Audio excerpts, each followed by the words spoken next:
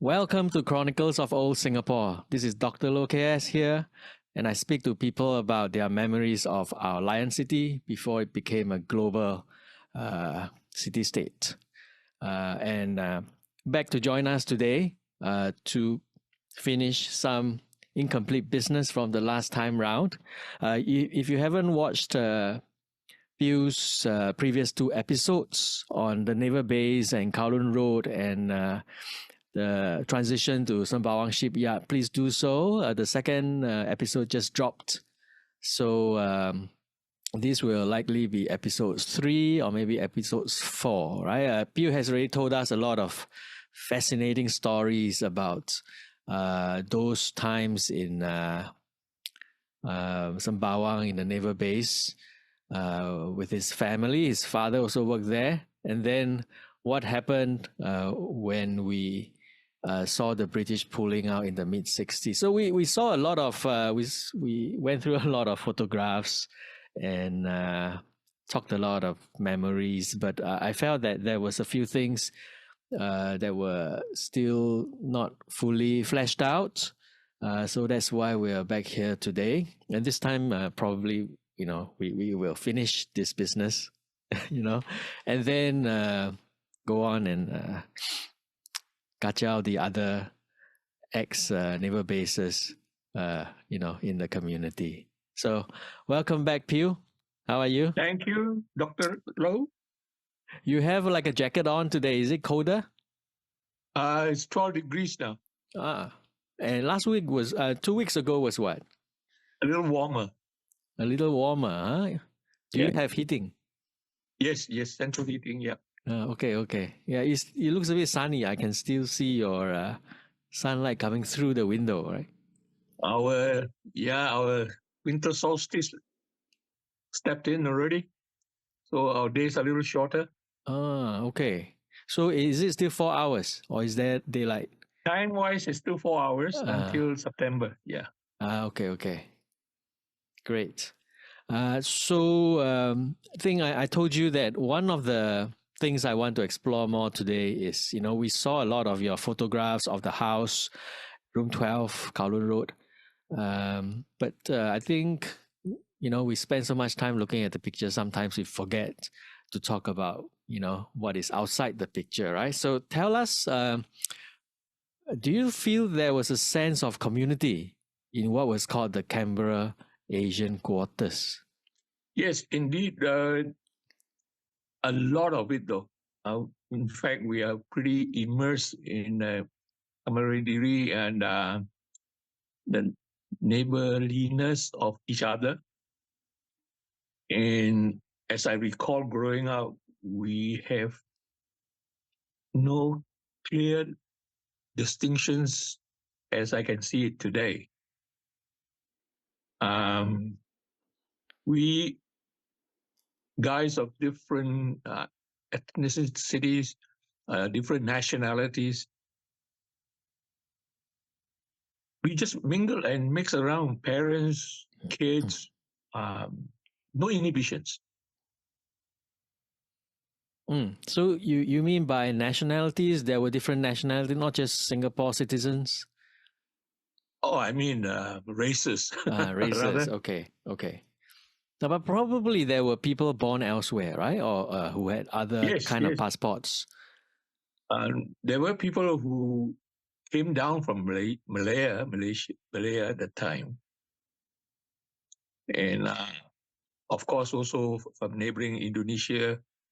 I know of families from Sumatra and Java, the Boyans and the other, the Sumatrans, can't remember what are they called. Yeah. These were not Chinese Indonesians, these were Indonesian locals. Malays. Yeah, right. So in terms of ethnicity, let's say look at your block, right? There were how many rooms in your block? 12 units. 12 units, right? Okay. 12 units of 2 rooms, yeah. What were the ethnicities in that block?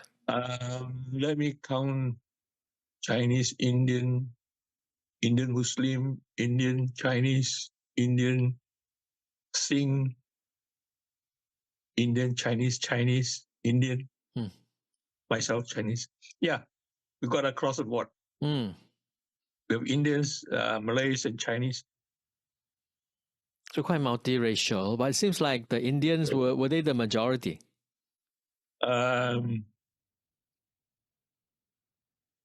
Guesstimate, we are close to 50-50. So 50% Indians and 50% others lah. Out of 100, you're looking at maybe 35, 45, and then 10 of the others.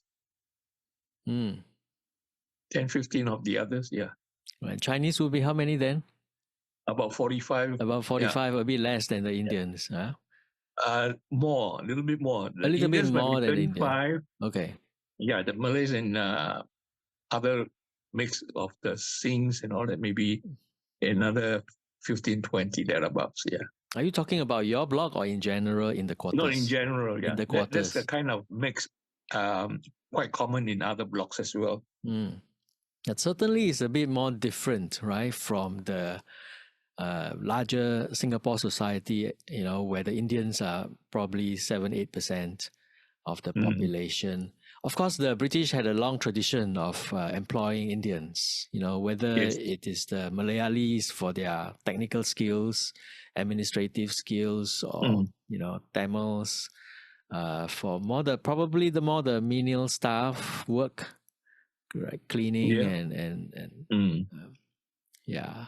So historically, the British felt that the Indians were easier for them to work with compared to the more troublesome Chinese. But they did employ Chinese, like the Cantonese. Were there other dialect groups in the naval base? Oh, yes. We have the other Hokkien, Teochew, Hakkas, and all that. Yeah, Hainanese as well. Anyway, they were divided by their occupations. No. No. Right. So we know Cantonese largely in the technical trade, right? Yeah. Like your father. For example, in your accounting, what was the dialect group breakdown among the Chinese? In our finance department alone, if I'm speaking on that, would be close to one-third. So Hokkien, one third. Okay. Cantonese, yeah. Okay. There I can see as a young person joining the workforce, they're a bit cliquish in a way. The Hokkiens and the Teochews and the Cantonese, they're pretty cliquish. So there was still some of that kind of cultural division, right? Unsaid, yeah. Unspoken, unsaid, yeah. What was the common language? Was English the kind of lingua franca? English, yeah. Right. Yeah, correct. And in the naval base quarters, what was the lingua franca? It's all mixed, yeah. Sorry? What do you mean? It's all mixed. We learn a little bit of Tamil here and there, smattering Tamil, Malay, and then just because, like I said before, when you want to look for a friend and then confronted by the parents, so the only way is to ask them in their lingo, Where's Sami or where's Ahmad, I see. That kind of social communication, right? Yeah. Was English commonly used in the quarters? Oh, yes. Among a lot of us, we use English. So I don't know if you know this idea of a plural society, right? That in the colonial period, there were different races in places like Singapore, in Burma, where the Europeans were. And the different races, they would interact on practical matters, on work, on business. But other than that, the idea is that they are plural, right? So they are divided. They don't mix, at home or in their community on cultural matters. So I want to look at this plural society concept in the naval base, right? So you all have a common living space, right? You all live together. along those roads. Yes. The different ethnic groups, like you said, right? Like among the Cantonese, Teochews, Hokkiens at the department, the work Mm. place, you have kind of besides working together on official matters, but besides that, you kind of tend to stick to your own group. In the naval base quarters, did the different races stick to their own group, or was there more mingling around over like social, cultural festivals, celebrations? Oh, they do mingle around quite regularly. Like festive seasons, we still exchange goodies among ourselves. So, for So, example, Chinese New Year, what would happen? Chinese New Year. we will make whatever um, cookies that we have. We'll try and exchange with the other families. 拜年 like that, you know. Mm-hmm. We still go on, and even we share it with the other races, the Malays, the Indians as well. So it was vice versa. They do the same thing with us during their festive times. Mm. So, but I must point out, to a certain extent, there is some. How do you say? I don't know what word to use. Whether it's like the Cantonese, for example, they have an association.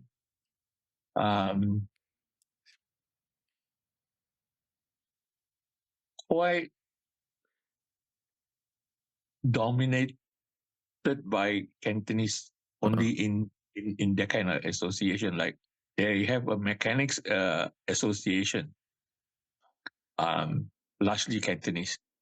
What is so this was not a union, right? No, these are Not a the social union, associations. but for mechanics. They call it the Mm. Mechanics Okay, Association. what did it do for? Is this something for the mechanics? They just formed this association, and then they have their own activities, sports and everything else. Uh, Table tennis, basketball, and all that among themselves. mm. And you were, of course, part of. No, you were not because you were not a I was still mechanic. young. My older brothers joined them, Okay. and then I don't know for what reason they have what they call Overseas Chinese Association. Oh. Those guys who got transferred from Hong Kong, Hua Qiao, Okay. Hua Qiao Hui. So your father was originally part of this, I suppose.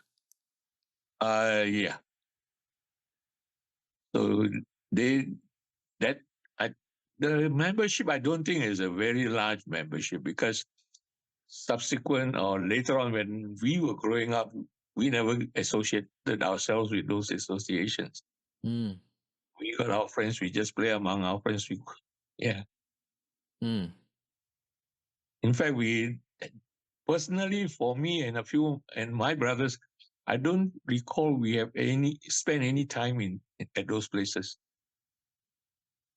Rather, we find our own friends, and then we group ourselves. We do our own things in a way. Yeah. And your friends would be people from the block or from Yeah, the yeah. school? What is that back? More like the block. Okay. Across the road, the ones left, right to ourselves. It's easy enough for us to get the attention of one another when we want to group. So we just have to bring out a football and we bounce it hard on the concrete floor, and everybody hears that bounce. They just stream out. Mm. That's our whistle call. Yeah, of course, kids are kind of colorblind, right?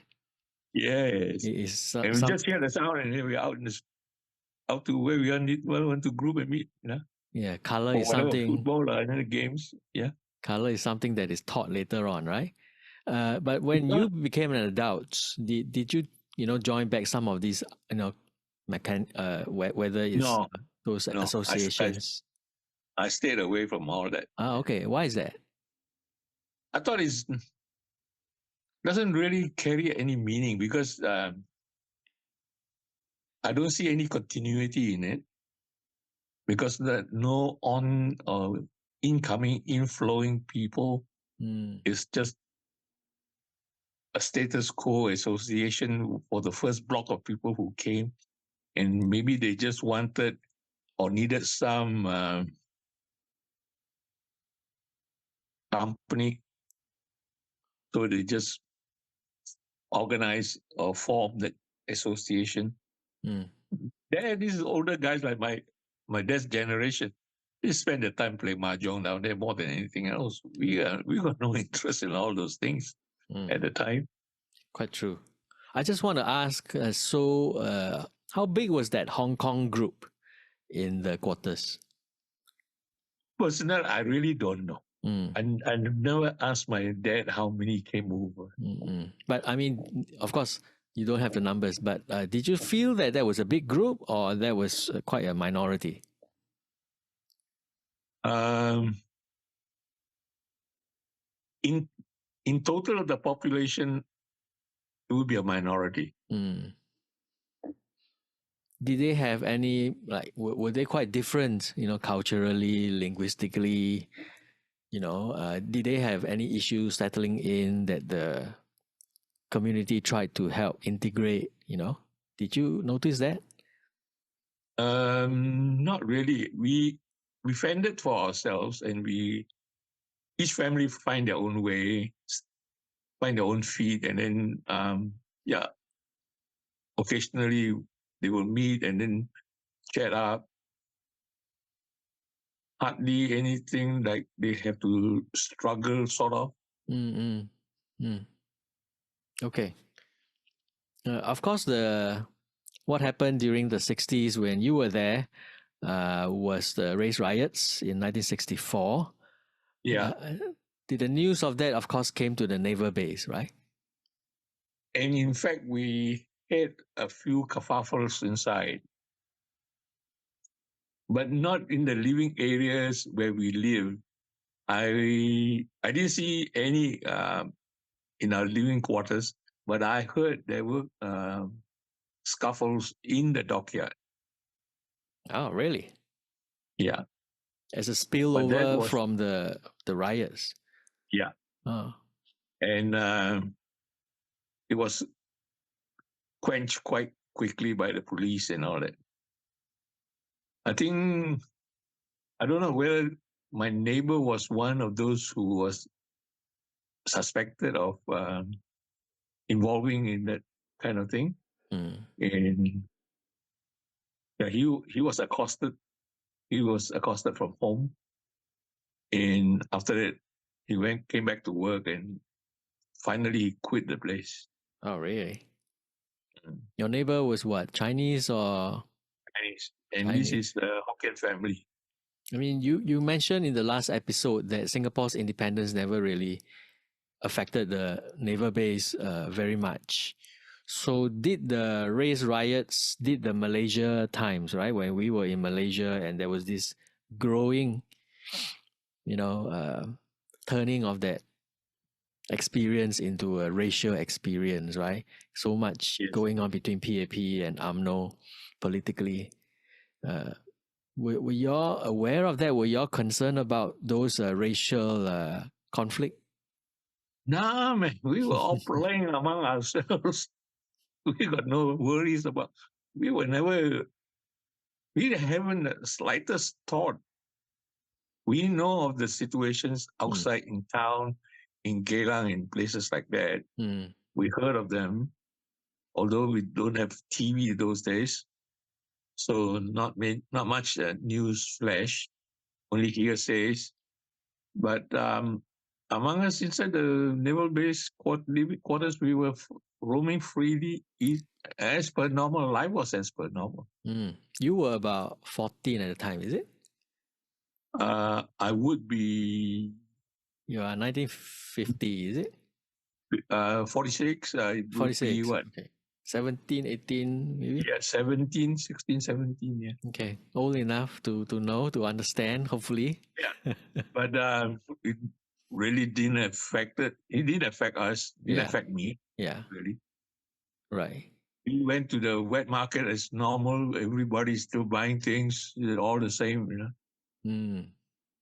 Yeah. So that's a good thing, actually, right? That, Yes. the politics never came into the naval base as such Right. and kind of undermine the community. What, on the contrary, troubled us was the union strikes. Mm. When the union got their members to go on strike, then there was some problem with I don't know if we had rations for that reason, or I can't remember for what reason we had some rations. Rations, what? Food rations? Water? Yeah, we got a ticket to go down to the provision shop to get two kettles of sugar or 3 kettles of rice, things like that. Oh, okay. That was what, in the 60s? Yeah, 56, in the 50s and 60s. Yeah, those days. Yeah, 50s. with those little unrest those days with Of, the unions and all that. of course, there was a big strike at the naval base in 64, I think. 64 or 62? 64, there was one. 64, I was working already. Mm. Maybe I can't remember. Yeah, You continue to work. I know. Yeah, Right. I know there was a big one because a lot of action were outside the gate, outside Canberra Gate. Yeah, the picketing, right? Those, yeah, picketing and all that. The members were preventing other workers from coming in to work. Mm. And in fact, one of the organizers of the strike, he is not working inside the dockyard, but he's politically involved. Um, he actually attacked the father for going to work. What? Really? Yeah. He said, I'm trying to organize a strike, and then you, my father, is going to go against me by going to work, you know. So there was a bit of an interest. Gosh. Were you a member of the Naval Base Labor Union? No, not even the staff. I was a member of the staff union for I don't know, just membership's sake. And actually, what we enjoyed being a member was at the annual general meeting, we get to attend the meeting with a free lunch provided. And the free lunch then was nasi biryani, you see, supplied by, I think was it Islamic or something like that those days. Very popular biryani those days by Islamic restaurant. In Chong Pang, is We it? had, right? In Chong Pang, Sorry, is it? The no, restaurant no, was in Chong Pang. In the town. the annual general meeting was held in the premise at Farrer Park. I see. So we go in by organized bus rides and then get in. We just look forward to the annual lunch more than anything else. Right. Yeah. So actually, Because everything else doesn't affect us. Like they say, they were trying very hard to get the employer, the British, to only recognize members, only members benefit from the negotiations, non-members don't get. But the British say no, we don't look at it that way. You negotiate on the table this way, we put it across the board. This is the scale, or this is the way things are, conditions are to be followed. So everybody go along with it. So no distinction between members, non-members. So the president wasn't quite happy, but he got no choice. Yeah. So when they negotiated revised pay, we guys, non-members also jump bandwagon. We get our share of it. I mean, the purpose of that is, of course, to reduce the support for the union, right? If everyone can get it, then there's no need to join a union, you know? That's right. During the naval dockyard days, right, when the British were still there, did you what did you feel about the pay and the working conditions?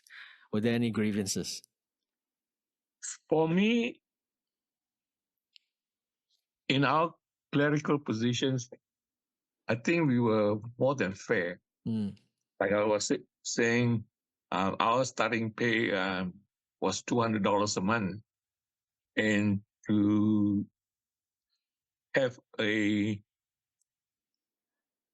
to draw some parallel of the income at that time.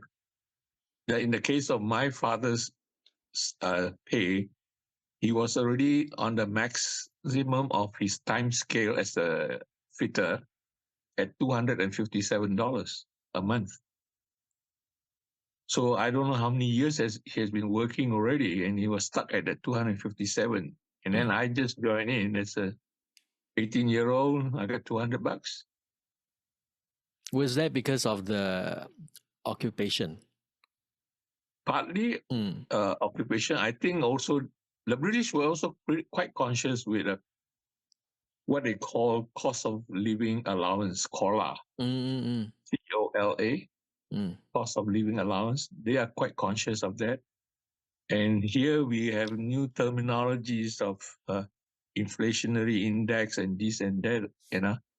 So they adjust the cost of living allowance every so now and then. Yeah.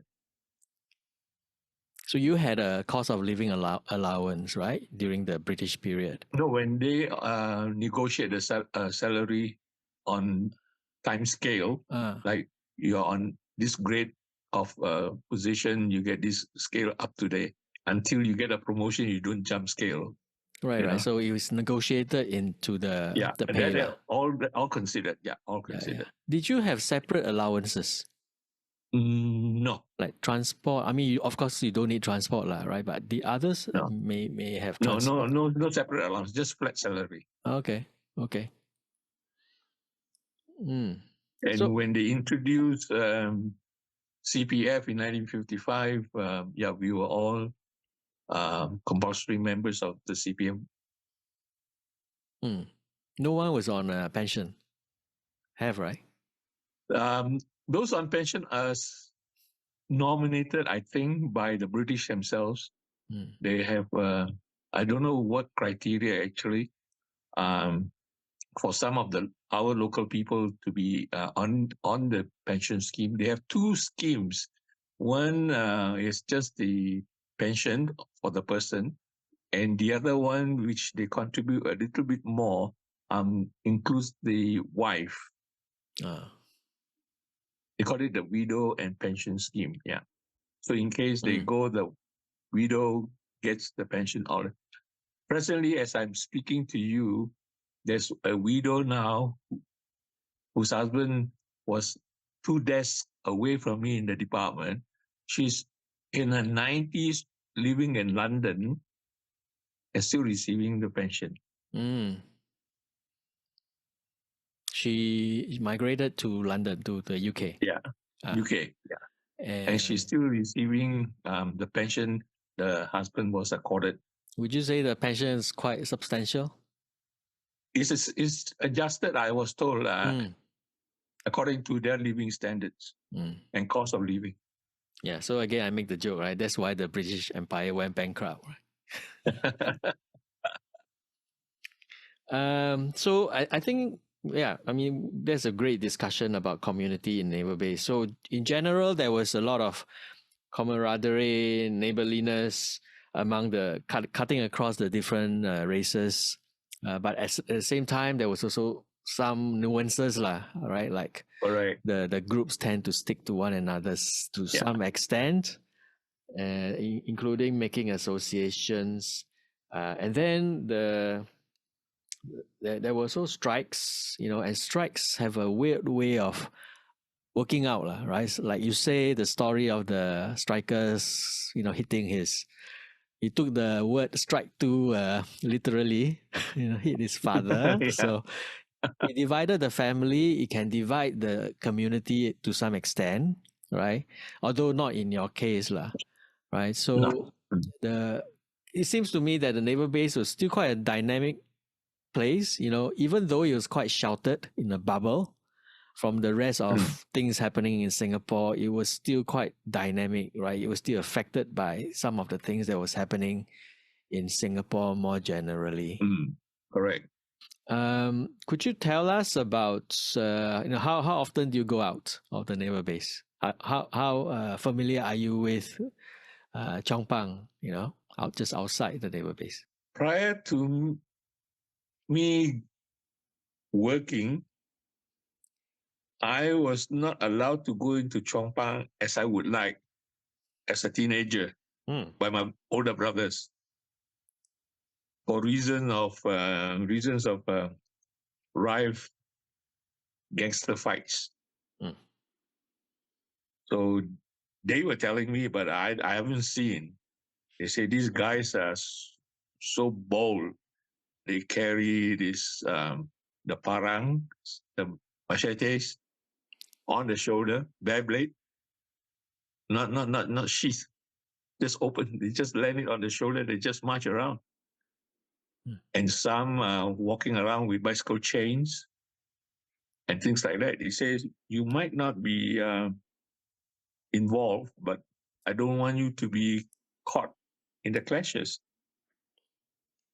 Because those days you have those whatever gang numbers they get, 08329 or whatever number they call it, and then the staring, they say you guys go out innocently, you just look at somebody and he didn't like your face and start something for reason, accusing you of staring and whatnot, or if you stand in a stance that is against their gang, then you might be mistakenly whacked and hammered.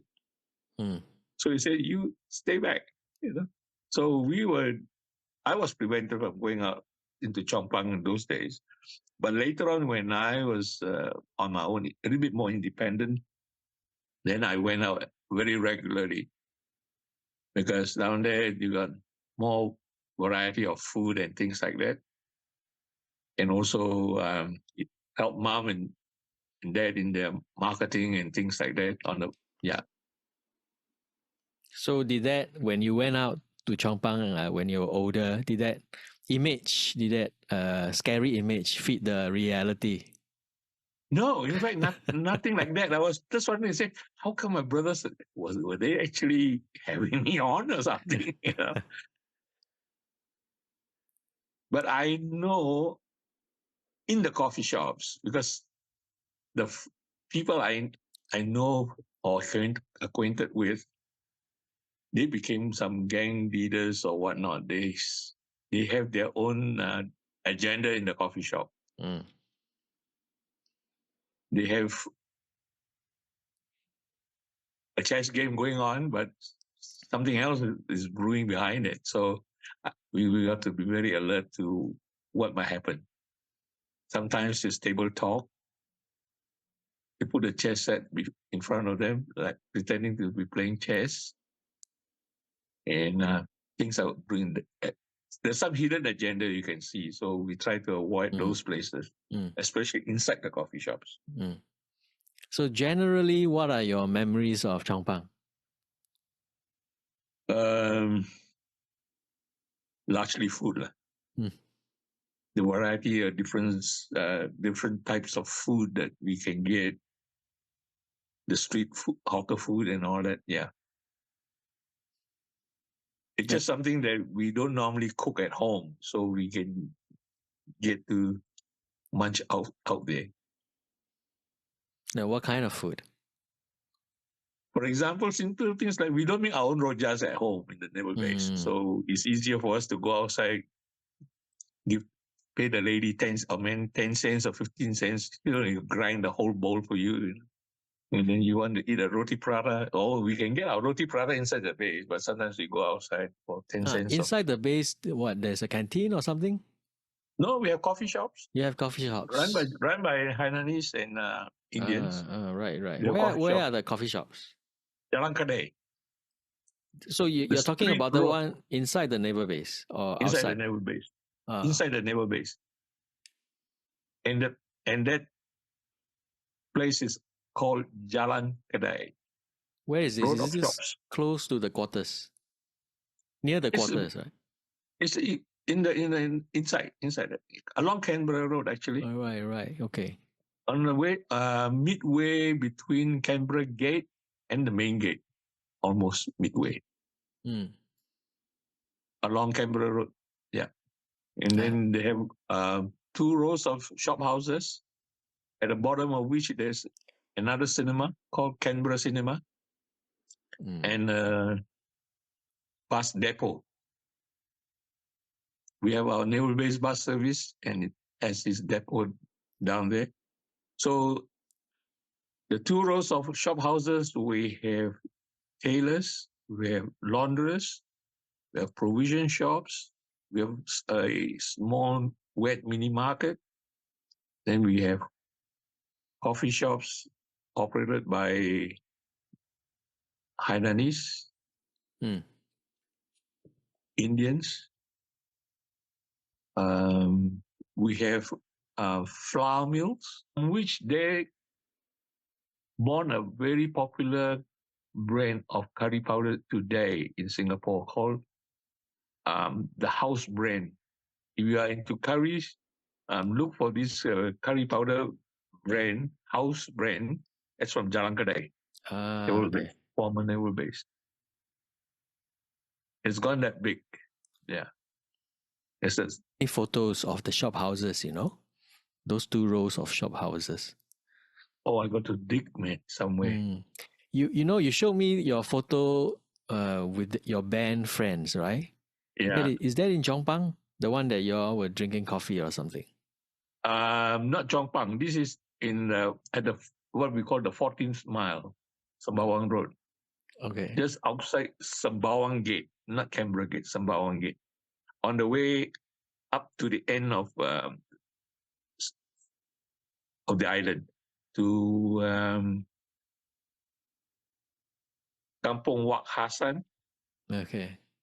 Andrews Avenue, right to the top. So was there a kind of village there as well? Yes, there's a Malay village, and I think there's also a Hainanese kampung. Yeah, actually, the Hainanese is quite interesting, right? Because the Hainanese, maybe even more than the Cantonese, have a very long historical connection with the British, right? They were Yeah, the original domestic servants. yeah, Did you have any interaction with the Hainanese? Of course, you have, lah. yeah, yeah. What's your interaction with the Hainanese? I have friends who are Hainanese. Yeah, Yeah. Did what were their occupations? mix. Mm. Yeah, so a few of them have turned out to be engineers. Quite a number of them into food and hospitality, food and Mm. and the like.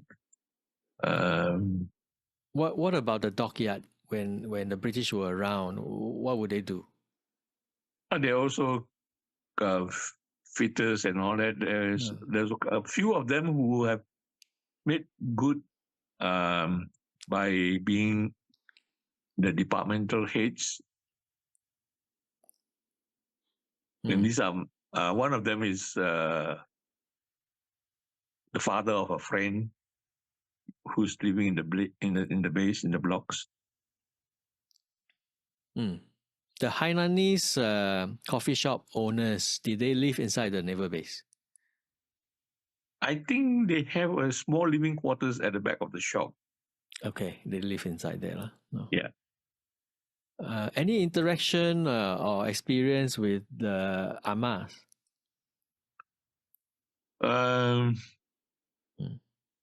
For us personally, I don't mix very much with the Amas.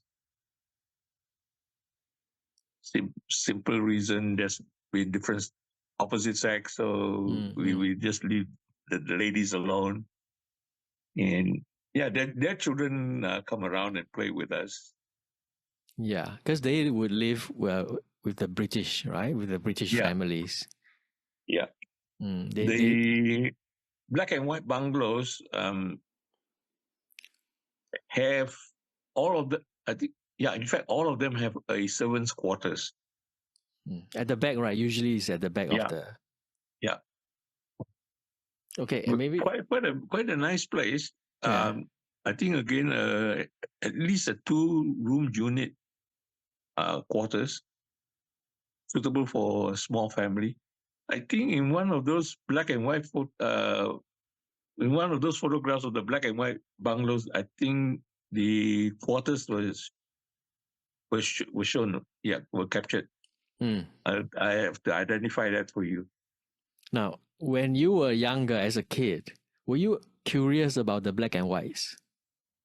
The quarters, the bungalows? No, in fact, we look at them as a bit foreign because we somehow felt there was some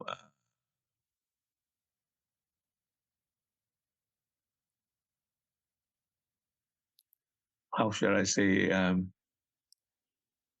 In fact, they distanced from us a little bit, the British.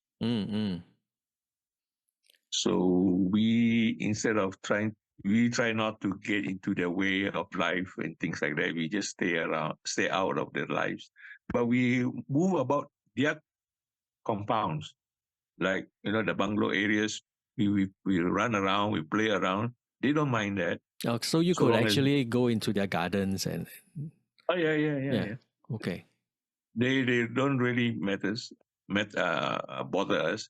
In fact, like most of those bungalows, those days when we were growing up, their boundary fence, they grow hibiscus plants, flowers, as their edging and fencing. So what we guys do, we go among those hibiscus plants. We look for spiders. When the season is on, we pick spiders from there. And otherwise, we'll chop branches off the hibiscus plant, and then we shape them and form them as swords. And then we have our own stuff to play with. So they are not too fussed about what we do. Did you all play with the British kids? I guess not. No. They are very, very protected. They have their own little playground. They have at least 2 places which are visible to us. One was a swimming complex at Defford Road, which includes the football grounds. And then they have what they call a dockyard club, where they have weekend dances, engaging our local boys to provide the music. So friends like those we have. So some of us jump back bandwagon to gain admission in there and then spend the night. But the places like the swimming complex and all that was totally out of bounds to us Asians. Yeah. I mean, when Singapore became independent, right, or even in '63 when we became independent and then joined Malaysia, did you feel that all this was a bit strange and out of order, maybe? Right, like there's some places that are barred to Singaporeans. We have accepted the fact that they are who they are, we are who we are, kind of thing. Yeah. We never wanted to discuss or negotiate with them at all. So if it's out of bounds to us, it's out of bounds to us. Fine. I guess that's very logical, right? Because even the government accepted that. The government wanted the base. Yeah. What they saw the lack for us, like a community hall, they were quite helpful in a way. They say, okay, guys, we can help you build a community hall if your parents would contribute to the break for a break. So our parents would just contribute whatever 20 cents, 50 cents every payday on a Friday every week, and they built us a pretty large community hall. Mm.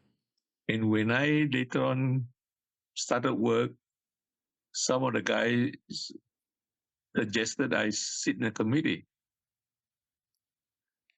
And then we developed the place a little bit for the common use for all of us.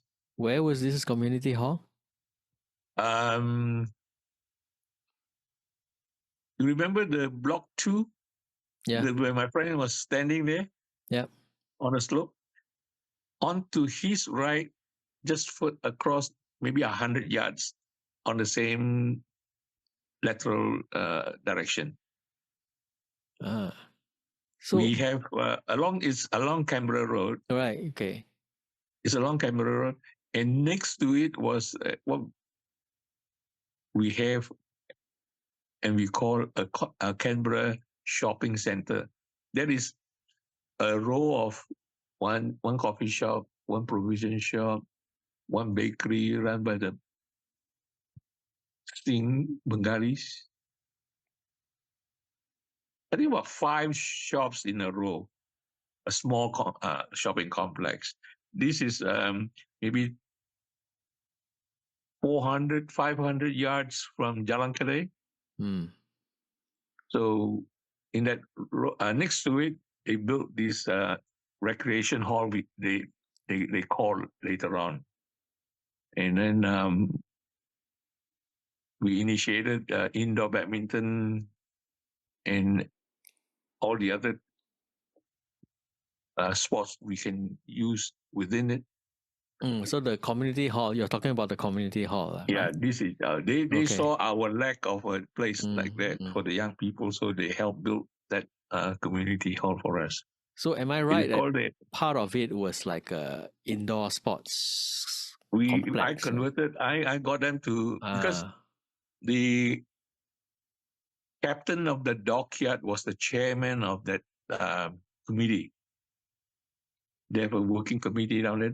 The captain of the dockyard was there, expat, and then he has got the locals as committee members, as secretary and whatnot. Mm. So I was recommended to join in the committee as an ordinary member, and then the first thing is when we started to demand things. This was the first time, I think. This was also an instigation from my friends outside. Mm. Because they say, Pew, look here, we can't play badminton in the open and all that under the weather. So you got a hall, why don't we get it done? So we challenged the captain of the dockyard. So I gave him a very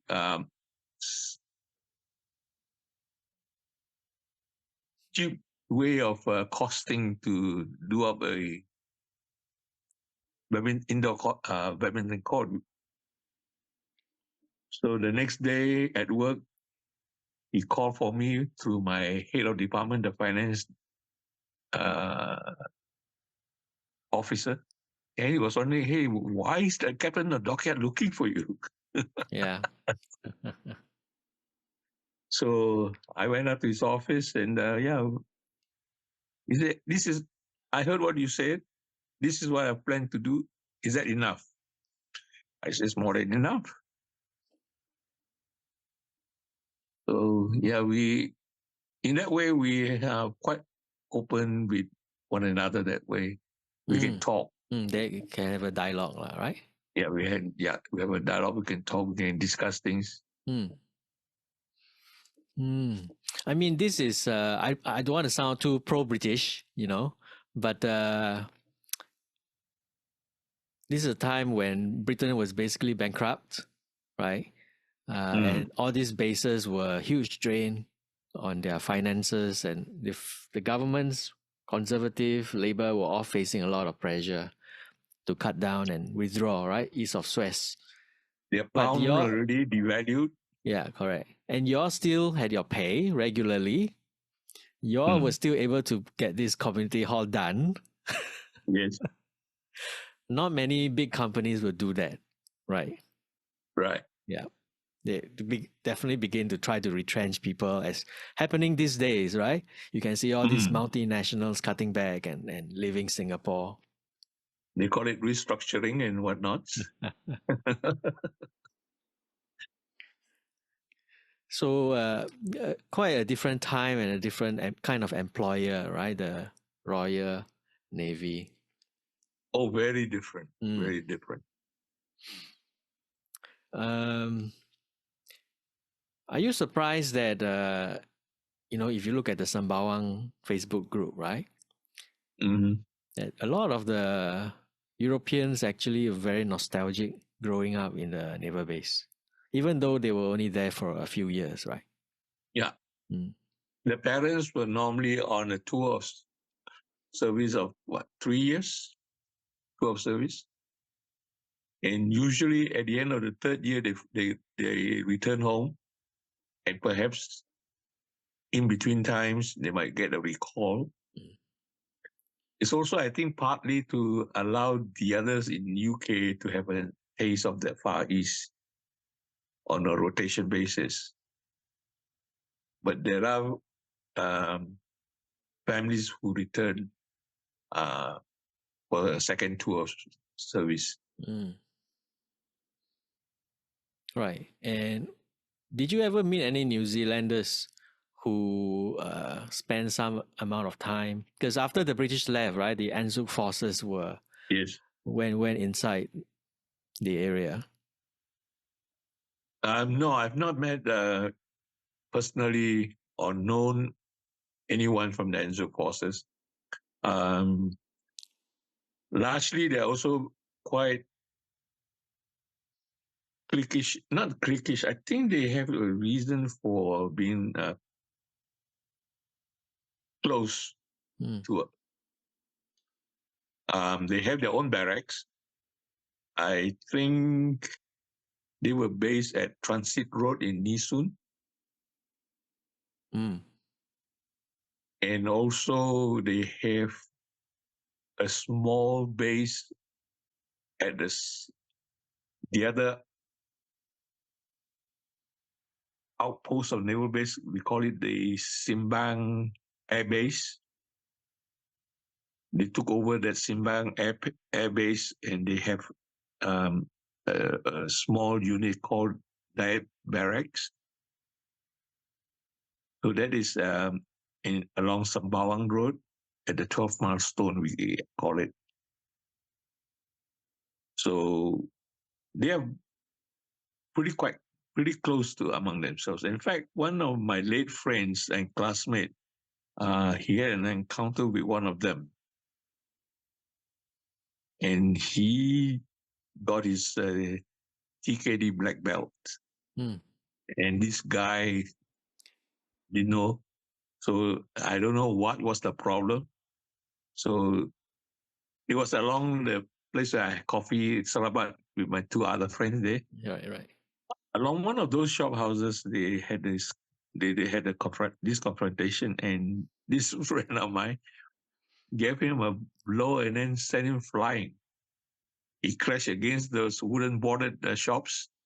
They used the wooden planks. Remember those days when they closed the shop? He described to me. I didn't see. He said, I gave him one punch, sent him flying, and he just landed his back against these boards, and then he slipped out to the ground and floor. So he says, he walked away from there, and lo and behold, the next evening, 3 truckloads of these Enzo guys came to the spot to look for my friend. That's why you needed secret societies. So they were thinking that this friend of mine was still going to be very aggressive. Yeah. No, the guys came, and then they extended the olive branch. Oh, okay. Good ending. Yeah. And my friend was very shocked. He said, "You come and say, speak peace, is it? Okay. Peace." And that settled the score. Right. Today, you got the police, you got everybody coming around you. Oh, yeah. Yeah. So it's simple to settle, right? Actually. Yeah. And my friend said, why you send 3 truckloads? He said, I don't know what you want to do with me, you know. He said, you were good. Your punch was good. They were burly guys, like rugby players, you know, huge guys. Oh yeah, like New Zealander rugby players, Mm. All Blacks. He said, I don't know how I delivered that punch, you know. He just went. So that was quite a story.